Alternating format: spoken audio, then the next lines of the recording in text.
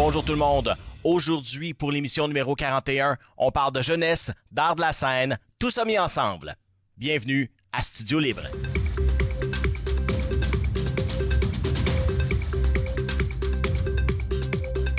On dit souvent les activités parascolaires, ça garde nos jeunes intéressés à être à l'école. Et surtout quand on peut exposer son talent devant tous les autres élèves, les parents et la communauté, ça fait un petit velours. Eh bien, c'est pour ça qu'existe Secondaire en spectacle et on en parle avec la coordonnatrice de programme pour le loisir sport Outaouais, Maëva Saïkali. Bonjour. Oui, bonjour, ça va bien? Ça va très bien, puis surtout de parler de Secondaire en spectacle. C'est tellement une belle activité pour nos jeunes. Je trouve que ça permet d'exploiter d'autres choses qu'on n'exploite pas généralement. Parce que, bon, souvent on va parler des activités parascolaires, c'est des sports. On n'en a que pour les sports, mais le culturel, souvent, est laissé un petit peu de côté. Là, c'est plein culturel et ça revient d'année en année. J'imagine que les élèves attendent ça.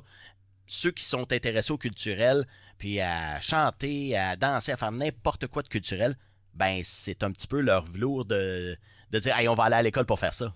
Oui, définitivement, c'est leur moment pour tous ceux qui aiment l'art de la scène, tous ceux qui aiment l'organisation et tout, c'est vraiment leur moment de présenter leur passion, mais aussi de se pratiquer puis d'évoluer dans ce monde-là parce que c'est un monde assez qu'on connaît pas, puis de pouvoir le commencer à un âge aussi jeune, c'est vraiment une opportunité en or pour ces jeunes-là.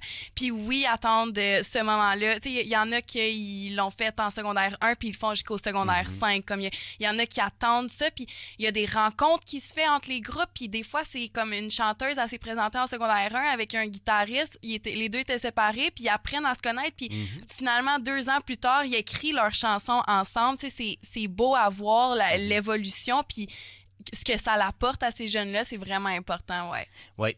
Quand on parle d'être intéressé à aller à l'école aussi, parce que là, avec secondaire en spectacle, ben il faut qu'il soit au secondaire, donc il faut qu'il soit à l'école.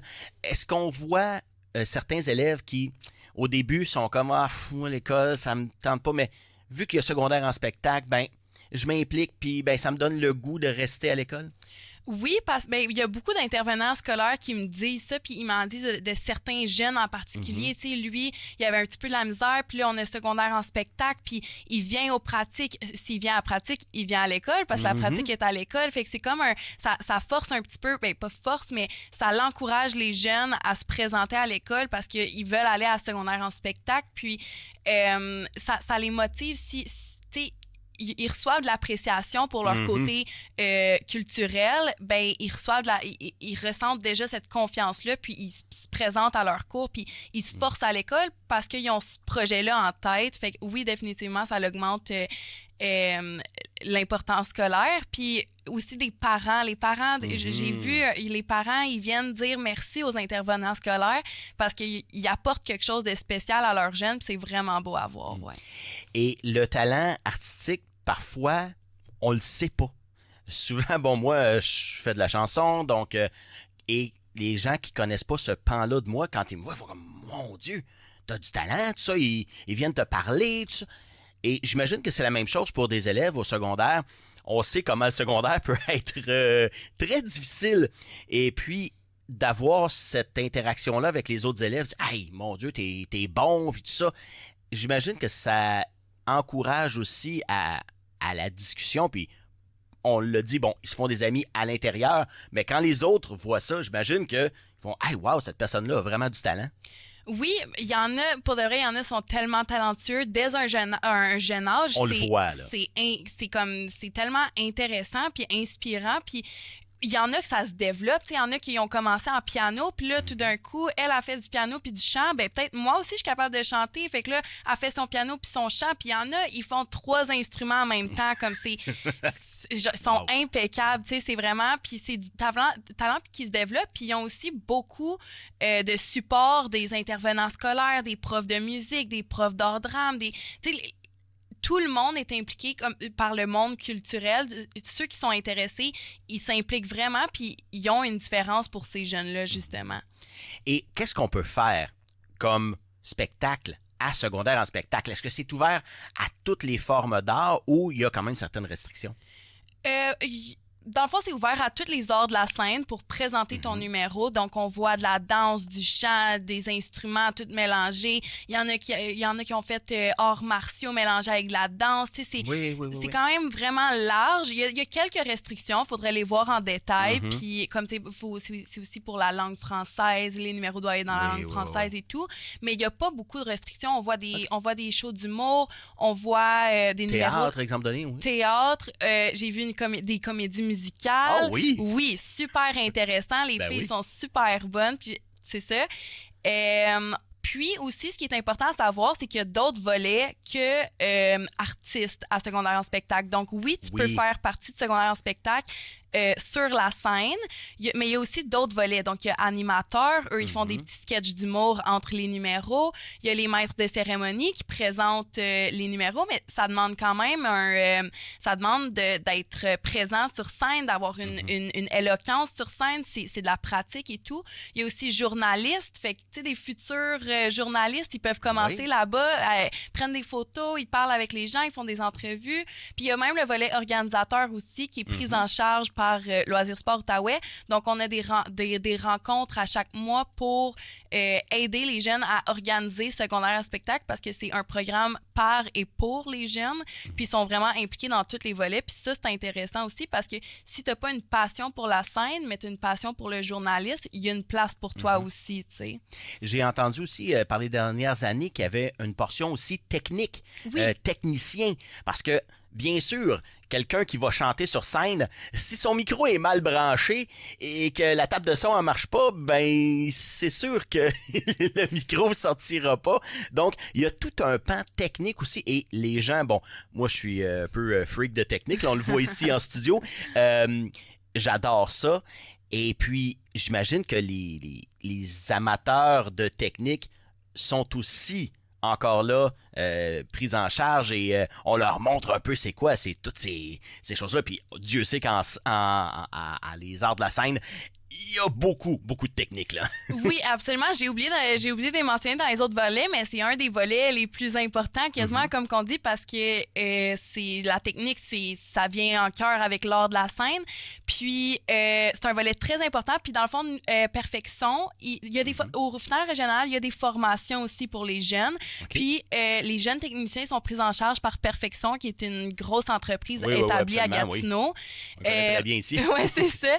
Alors, tu sais, ils sont soutenus par des experts du domaine. Puis, tu sais, les experts Perfection sont passionnés par la technique. Alors, les jeunes, ils sont avec des gens qui sont passionnés. Je pense que ça fait juste comme exploser leur passion pour ça. Puis, ça leur donne l'espoir qu'il y a quelque chose pour eux plus tard. Tu comprends? Il y a un poste pour eux plus tard qu'ils connaissent peut-être pas encore, dont un poste de technique. Parce que c'est quand même, tu sais, les arts de la scène, c'est quand même... c'est un peu inconnu pour le monde externe qui s'y connaît pas. Oui. Et pour avoir travaillé avec Perfection, justement, au Slush Poppy, c'est beaucoup de choses, mais c'est spectaculaire. Quand on voit, non seulement on s'en va aux Olympiques de Gatineau, j'allais dire Olympiques de Hall. Bon, je trahis mon âge. Mais c'est justement quand on s'en va là et on voit des amphithéâtres et on voit des salles de spectacle, il y a beaucoup de choses à apprendre, puis ça évolue d'une manière assez rapide, exponentielle, j'allais dire.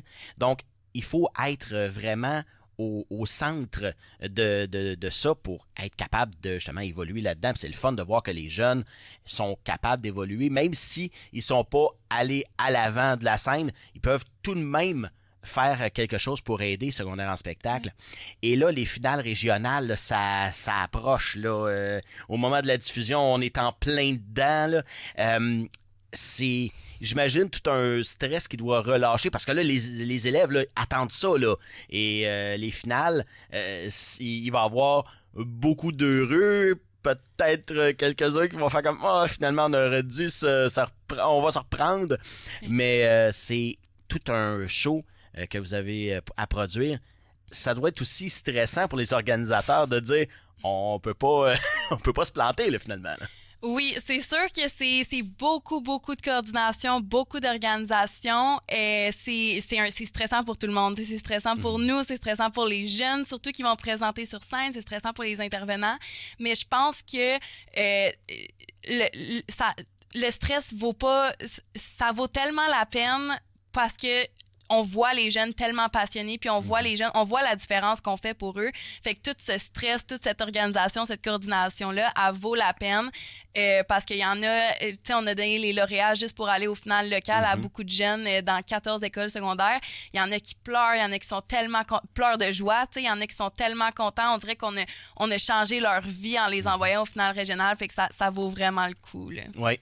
Puis on le sait, à 14, 15 ans, même peut-être un peu en bas, parce que ça commence en secondaire 1, là, 12, 13 ans, jusqu'à 17 ans. C'est là qu'on se forge et c'est là qu'on découvre nos passions. D'ailleurs, je dis souvent, la première fois que je suis entré dans un studio de radio, c'est là que j'ai compris que je ferais ça dans ma vie. Ça a pris un peu de temps, mais je l'ai fini par le faire. Et c'est là qu'on se découvre et qu'on peut, justement, changer notre vie. Parce que, bon, je peux en parler d'expérience personnelle. Quand j'ai entré dans le studio de radio, je savais pas trop qu'est-ce que je ferais dans la vie. Et quand j'en suis sorti la première fois, j'ai dit, c'est là, c'est ça que je m'en vais, c'est ça que... Et ça a teinté tout le reste de mon choix de cours, de mon choix d'études. C'est quelque chose qui peut être vraiment formateur, même à un autre niveau aussi pour les élèves, là. Ils savent peut-être même pas encore là, à quel point ils vont grandir là-dedans. Oui, c'est ça. Puis c'est beau de voir comment que ça... Oui, ils développent leur passion. Oui, ils sont pour la première fois sur une scène, mais c'est aussi de la confiance que ça crée. Puis beaucoup. C'est tellement important. Puis peu importe qu'il veut faire ça de sa vie ou non, c'est de la confiance que ça crée que tu as quelque chose à apporter à ce monde, puis tu as une place spéciale dans ce monde, puis tu peux le prouver. Puis ça l'a forgé tellement de parcours de tellement de monde qu'on n'est pas trop au courant, mais tu sais, il y a beaucoup, dans le fond, nos juges pour les finales locales et régionales, c'est beaucoup d'anciens participants de secondaire en spectacle. Puis, tu sais, on a Daniel Coutu qui est un magicien qui a fait des numéros de magie à secondaire en spectacle dans son temps. Gabriel le Marquant Perrault aussi, même chose. Il a fait de la magie, puis maintenant c'est un magicien et un journaliste de sa vie. Fait on a notre porte-parole, je veux pas parler pour eux nécessairement, mais Romy Lacasse, elle avait passé à secondaire en spectacle, puis son parcours, ça continue d'être de la chanson. Elle a été à Star Academy. Je peux pas dire que c'est secondaire en spectacle qui a forgé ça, mais c'est clair. Ça a une petite influence. Ça a une influence. Si tu peux commencer à le faire au secondaire, puis après, tu vois des jeunes artistes de 21 ans, en ce moment, ils sont sur les scènes, c'est magique. Puis je pense que c'est grâce à secondaire en spectacle qu'ils ont eu l'opportunité de voir que c'est ça qu'ils veulent faire plus tard. La peur numéro 1, je pense, chez l'adulte, c'est de parler en avant d'un public. Et ça, il y a beaucoup d'experts qui vont dire, dans le top des stress, c'est ça. Pourtant, bon, quand on est habitué, ça va tout de go, là. Moi, je prends un micro et je suis parti. Mais de le faire, je me souviens de mes premières fois, c'était plus laborieux. Donc, j'imagine que plus tard, ça aide. Là. Quand tu dis j'ai fait secondaire en spectacle, j'ai parlé devant un public de 500-600 personnes dans une grande salle, sur une grosse scène, faire une conférence dans mon travail de tous les jours, c'est de la petite bière. Là. Ben c'est ça. Moi, je dis toujours que la confiance vient avec l'expérience. Fait que quand tu l'as pratiqué, c'est là que tu développes ta confiance. Fait que justement, pour eux d'avoir une chance aussi jeune d'être présents sur scène, comme je dis, qu'ils fassent ça de leur vie ou non après, ça leur montre qu'ils sont capables, ça leur donne déjà de l'expérience pour le faire plus tard. Fait qu'exemple il y a une petite chanteuse elle va pas faire ça de sa vie, mais elle va travailler devant un public, elle va prendre le micro, elle aura plus de peur, elle aura moins cette peur, on va dire, de parler devant le public. Fait que je pense que c'est une confiance qu'on crée, pas juste pour des artistes, mais pour nos jeunes en général. Il y a beaucoup de relève, puis c'est motivant de voir ça. Là. Oui. Quand on s'en va au final régional, bien sûr, après ça, il y a la finale nationale. On en a qui sont allés. J'imagine que ça, encore là, de partir, de dire « Hey, je vais aller ailleurs. » Je ne sais pas où sont les finales régionales en 2026, mais c'est dire « OK, on s'en va ailleurs, on va aller voir d'autres artistes de d'autres places au Québec. » J'imagine que là aussi, il y a peut-être des contacts et des amitiés qui peuvent naître. Oui, absolument. Donc, on va je vais repasser sur les étapes. Il y a la première étape qui est les finales locales, où c'est dans chaque école secondaire. Puis là, tu sais, la petite communauté a commencé à se créer entre les personnes du secondaire. Ensuite, on choisit les lauréats qui s'en vont aux finales régionales de l'Outaouais. Donc là, c'est les 14 écoles de l'Outaouais qui sont réunies ensemble. Puis, c'est pas juste un spectacle, tu sais, c'est une journée complète. Là. Nos artistes, ils arrivent à 9 h puis ils partent à 10 h le soir. Là. Ils ont des formations, ils ont des moments de pratique, ils ont une pratique générale, puis il y a le gros spectacle. Fait que là, ici, encore une fois, tous les jeunes de l'Outaouais, ils se rencontrent, ils créent. Puis aussi, à petite anecdote, là, mais des fois, il y a des gens qui vont se rencontrer à secondaire en spectacle, puis qui vont après aller faire cégep en spectacle, puis qui vont s'être comme rencontrés à secondaire en spectacle. Fait qu'encore une fois, t'as un petit guitariste puis une petite chanteuse de secondaire en spectacle qui se rencontrent à cégep en spectacle. Fait que ça crée vraiment des grands liens. Puis après, oui, il y a les RVPQ qui sont cette année à Sept-Îles. Donc, quand même un bon voyage. Quand même un bon voyage, qui vont être du 28 mai au 31 mai. Puis là, c'est tous les lauréats, donc les préférés de toutes les régionales qui se rencontrent. Fait que c'est toutes les meilleurs artistes du Québec. Puis, il y a aussi beaucoup de prix. Donc, il y a comme le camp camp chanson québécois Petite-Vallée, qui est une grosse formation. Les jeunes, ils y vont pendant des jours pour aller se former avec des professionnels. Fait que c'est plus que juste une petite compétition, puis c'est plus qu'une communauté, c'est aussi de l'expérience puis de la formation.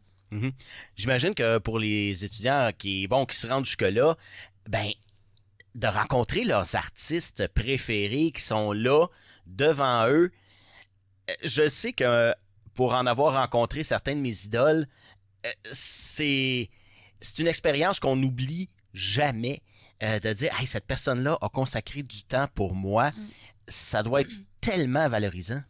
Oui, vraiment. Puis oui, au RVPQ, mais même au régional, puis même au local, parce que nos juges qui choisissent les lauréats, c'est des artistes de la région, c'est des gens qui s'y connaissent dans le milieu. Puis, tu sais, il y en a qui reconnaissent les juges, puis qui sont comme, elle chante, lui, c'est un humoriste. Puis là, ils viennent comme parler avec eux, puis sont un petit peu comme gaga, ils sont comme oh my god, c'est mon artiste préféré. Ben, peut-être pas préféré, mais c'est un artiste de la région que lui il a percé, peut-être que moi aussi. C'est très inspirant, c'est motivant, c'est inspirant pour ces jeunes-là parce que c'est tout du monde qui sont passionnés par le domaine. Oui. C'est une vocation à être sur scène. Donc, on parlait de vocation, c'est ça, parce que souvent, les débuts sont peut-être pour certains, ça va bien, mais pour certains autres, c'est un peu plus laborieux avant de se rendre comme étant une star connue à travers le Québec et même plus loin.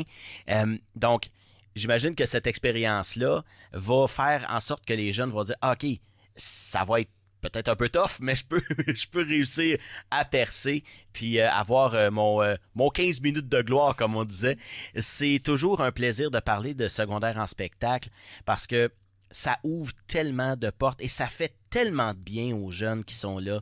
Merci beaucoup, Maïka Saïkali, coordonnatrice de programme chez Loisirs Sport Outaouais. C'est toujours un plaisir et puis on se revoit l'année prochaine, ça c'est certain. Merci beaucoup, ça me fait plaisir d'être ici.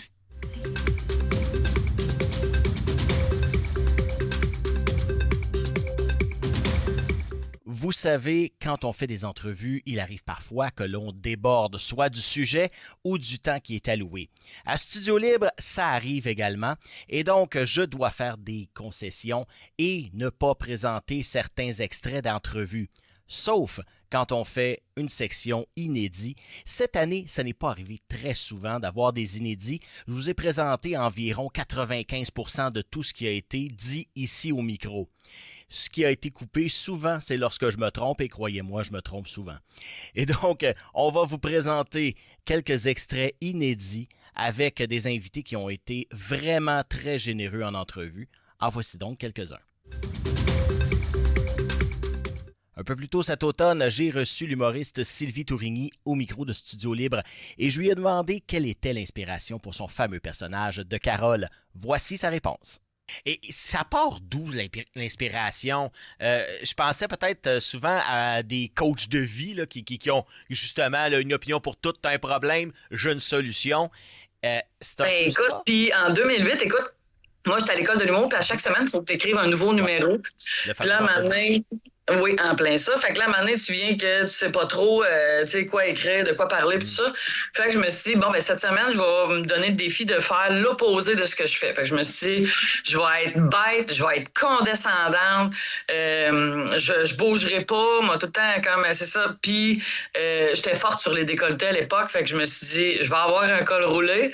Fait que Carole est vraiment née complètement de l'opposé de Sylvie. Puis, quand je suis sortie de l'école de l'humour, je me cherchais un projet web à faire, parce que là, c'était le début des projets web. Ouais. Là, je me suis dit, qu'est-ce que Carole pourrait faire qui est absurde? J'étais comme, oh mon Dieu, comme aider son prochain.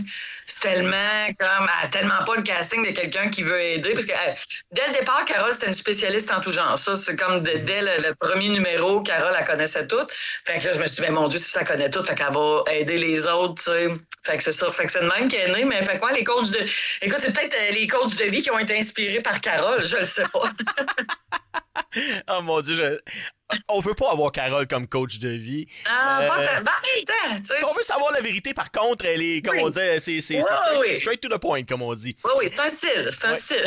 Avec une carrière qui décolle et des spectacles un peu partout à travers la province, j'ai demandé à Sylvie Tourigny comment elle conjuguait l'aspect famille-travail de son métier.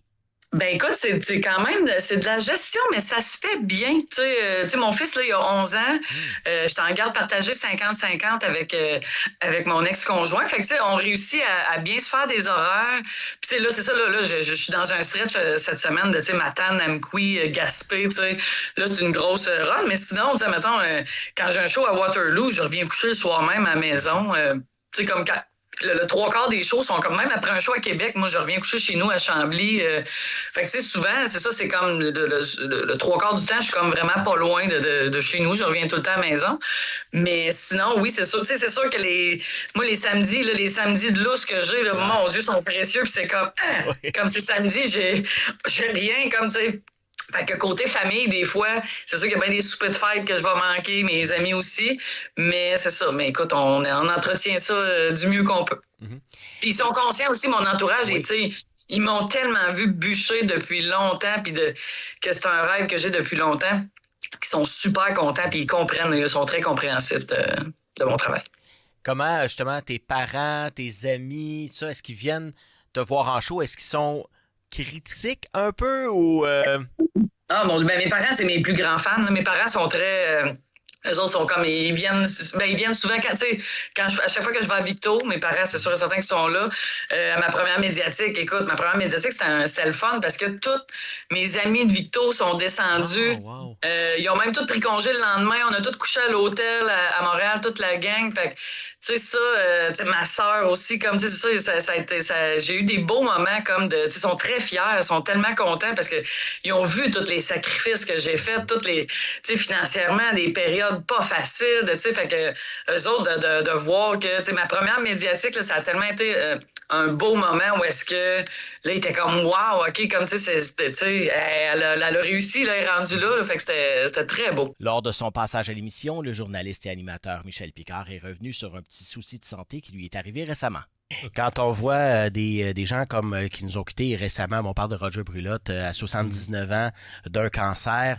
Les jours heureux, désolé, oui, tous. Tu as eu aussi des petits soucis de santé au courant de ta vie. Bon, on a parlé aussi de cancer et compagnie. Oui, j'ai un cancer de la peau. Oui. Alors, j'ai été traité, je suis suivi encore, où on m'a ouvert le nez, on m'a soulevé le nez, puis on m'a gratté ce qu'il y avait à gratter. Puis là, j'ai appris que j'allais devoir passer une petite opération là-dessus.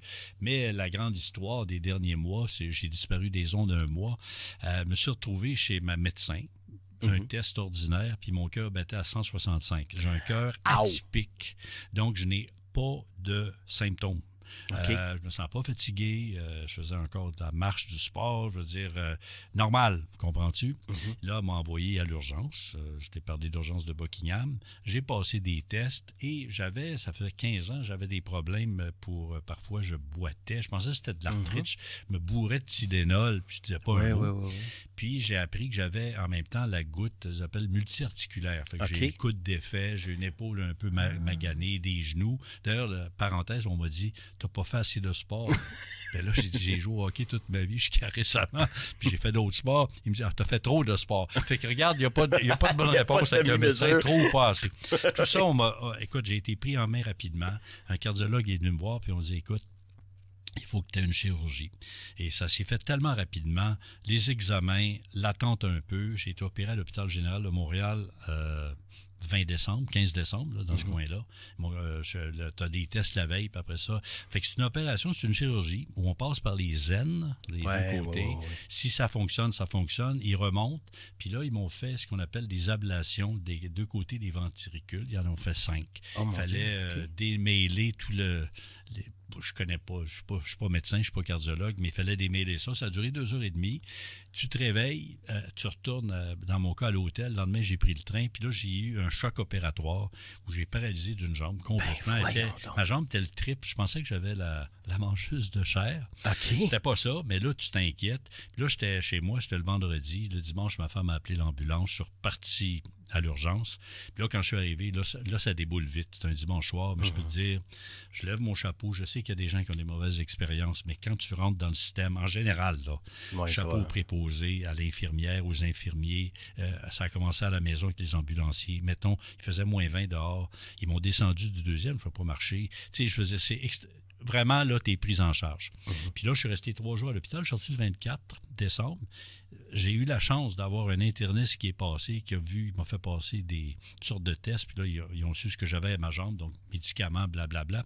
Le 24, je sors. Peux-tu croire que le 25 décembre, je suis chez moi. Noël. Je prends mes médicaments. Je suis content d'être là pour Noël. Puis là, téléphone sonne. C'était le médecin qui m'appelait pour savoir comment ça allait depuis ma sortie de l'hôpital. Wow. Là, j'ai dit... Merci, docteur. Est-ce que c'est une blague? Il dit non. Il dit, je fais ça avec tous mes patients. Vous êtes sortis hier soir, le 24. Joyeux Noël, juste savoir comment ça va. Là, je vais le revoir, évidemment, souvent, mais tu sais, c'est... Alors, chapeau, il y a des gens qui font encore tellement bien leur travail. Je suis reconnaissant. Oui.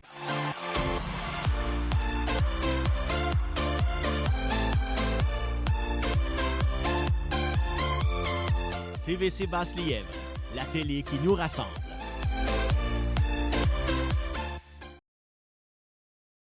Merci beaucoup d'avoir été des nôtres pour cette édition numéro 41 de Studio Libre. J'aimerais remercier mon invité d'aujourd'hui, Maëva Saïkali, coordonnatrice du programme Secondaire en spectacle.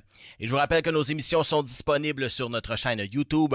Nous avons également notre groupe de discussion Facebook TVC Basse-Lièvre entre parenthèses officiel, auquel vous pouvez vous abonner pour des nouvelles un peu plus au quotidien de la TVC. Et moi, il ne me reste qu'à vous dire bonne journée et on se revoit pour un autre Studio Libre.